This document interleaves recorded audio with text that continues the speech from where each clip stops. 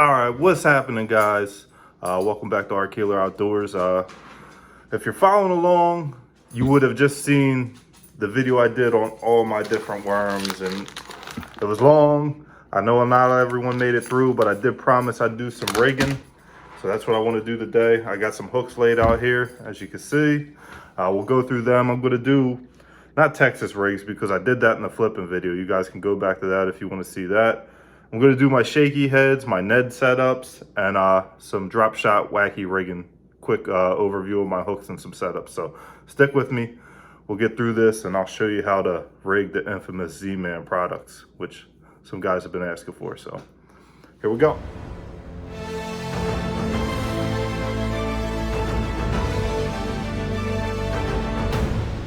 First things first, we'll start with the Neds and the shaky heads. So my favorite shaky head is the owner one with the screw lock on it. And yes, I do use Z-Man on these from time to time. Yes, it is a pain in the butt. I'm going to show you how to get through that right now, because like I said, it is a pain in the butt. So shaking my head worms, the new worms, new B-lat worms that came out last season. I said I drop shotted them a lot. I did use them on a shaky head. So it is the Z-Man plastic, as you can see. And getting Z-Man plastic on a screw lock is a pain. So a trick I learned is you take your hook point first, take it down through your worm, almost like your Texas rigging. I usually go up right around the bend around there, and then I pull it out, wiggling that barb. And what your goal here is, you want to punch a hole in that Z-Man plastic that you could get your screw lock started in. So rough it up, get that in there, and then from there, it's still not easy, but you have your screw lock, you go into that hole, and you just start spinning. Once you have that hole carved out, it's still a pain, like I said, but it's doable at this point.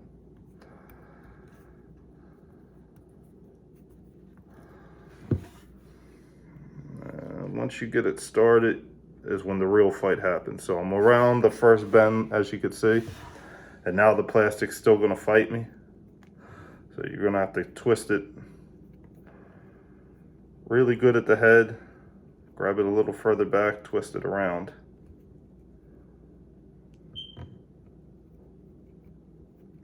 And then, like I said, it's not easy, but eventually, as long as you punch that hole and cleared out enough plastic in there, you will get them up where you need them to be. So, and then next thing to do is just measure your hook point where it's going to punch through. Push back, put in, pull them through, and I T-expose them.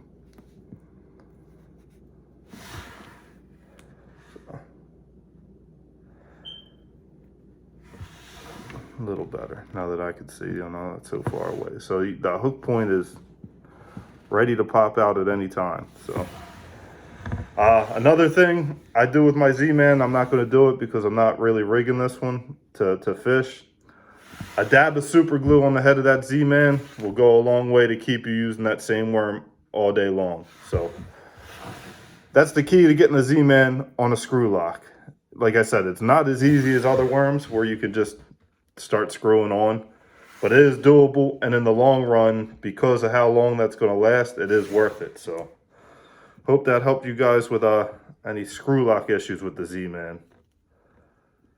And then I'll screw him on off because I'm going to keep using that. But again, that's that owner shaky head, and I'll try and put all the product names down in the description of the video.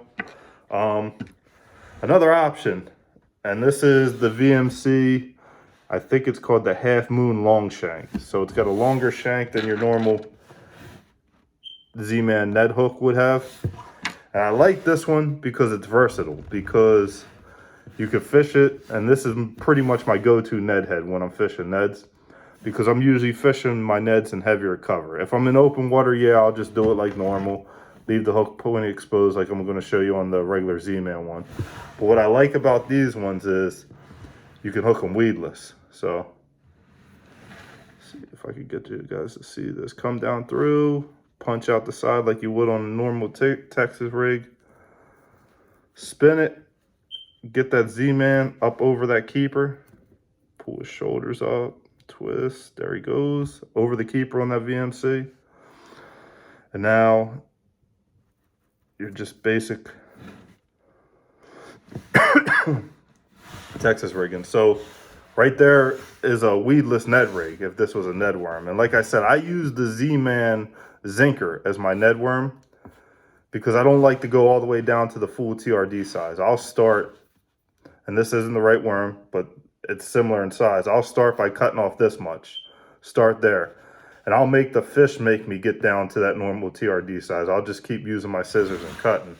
So that's another good option for shaky head / Ned rigging is that VMC half moon and the long shank. And me and my best friend John have started to refer to this as the half moon of doom.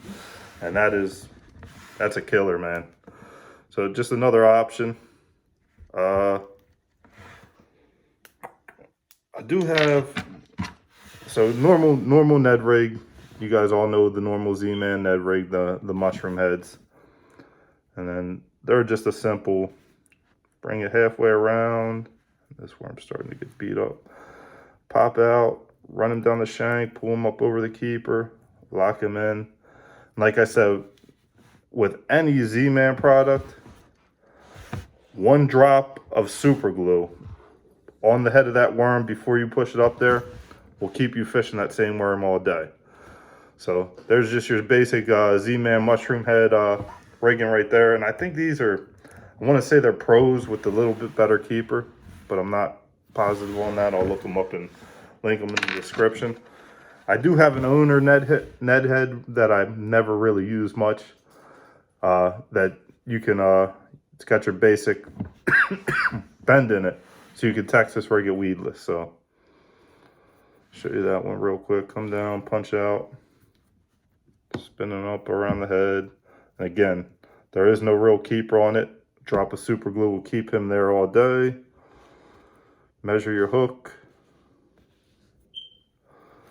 Punch out, straighten them up, expose them. So that's my Ned heads and shaky heads, guys. That's how simple I keep it.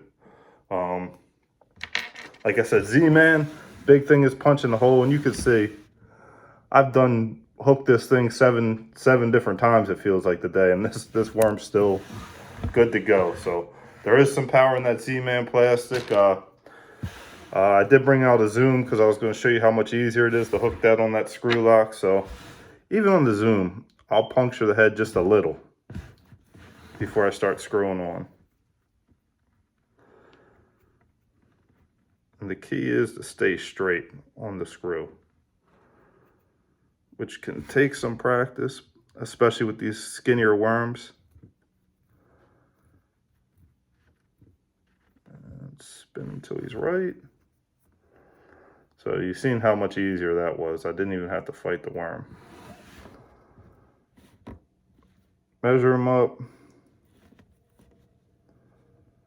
Expose him. Nice and straight. So yes, that's my favorite shaky head, is the owner one. I am going to show you one more, and this is a stand-up jig.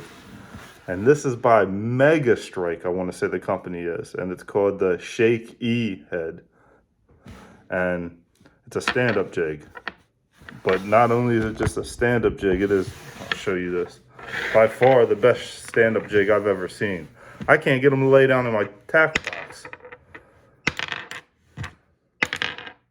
So, you see, I'm dropping it on the table. And at least half the time, going to make a liar out of me. It'll stand up on its own. So imagine when it's buoying underwater with a buoyant bait on it, such as a Z-Man, or even a Zoom floats pretty well. This is one you're going to come, and then it's got a nice keeper on it there to keep your baits. Again, the drop of super glue goes a long way, and you can see I already got some super glue still on here from the last one.